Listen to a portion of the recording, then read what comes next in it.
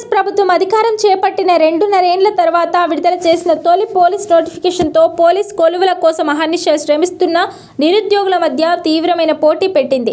దాదాపు 12 లక్షల మంది వరకు నిరుద్యోగులు 4 ఏళ్లుగా పోలీస్ ఉద్యోగాల కోసం ఎదురు చూస్తున్నారు. కాగా సుమారు 20,000 పోలీస్ కొలువులతో నోటిఫికేషన్ ఇవ్వాలని డిమాండ్ చేస్తున్న నిరుద్యోగుల ఆశలను అడియాశలు చేస్తూ కేవలం 7,437 పోస్టులను మాత్రమే భిక్షగా వేసిందన్న అభిప్రాయాలు వ్యక్తమవుతున్నాయి. దీంతో తమ భావోద్వేగాలను ఏండ్లుగా పడుతున్న తమ శ్రమను ప్రభుత్వం అపహాస్యం చేసిందని నిరుద్యోగులు ఆగ్రహం వ్యక్తం చేస్తున్నారు. ఇచ్చిన అతి తక్కువ పోస్టుల్లో మహిళా రిజర్వేషన్ తీసేస్తే పురుషులకు మిగిలేవి చాలా తక్కువేనని ఆవేదన వ్యక్తం చేస్తున్నారు.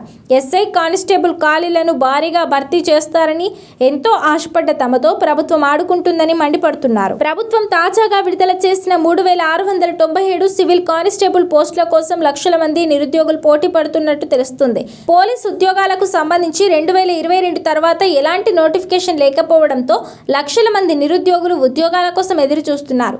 ఈ క్రమంలో 3,697 సివిల్ కానిస్టేబుల్ పోస్టుల్లో 33% మహిళా రిజర్వేషన్ తీసేస్తే పురుషులకు మిగిలేది 2,477 పోస్టులు మాత్రమే. అటు మహిళా అభ్యర్థులకు సైతం తీవ్రంగానే అన్యాయం జరిగిందని అంటున్నారు. రిజర్వేషన్ ద్వారా వారికి కేవలం 1,220 పోస్టులు మాత్రమే వస్తాయని వాపోతున్నారు. ఇక 1,052 ఏఆర్ కానిస్టేబుల్ పోస్టుల్లో 347 మహిళలకు తీసేస్తే పురుషులకు మిగిలేవి 705 పోస్టులు మాత్రమే.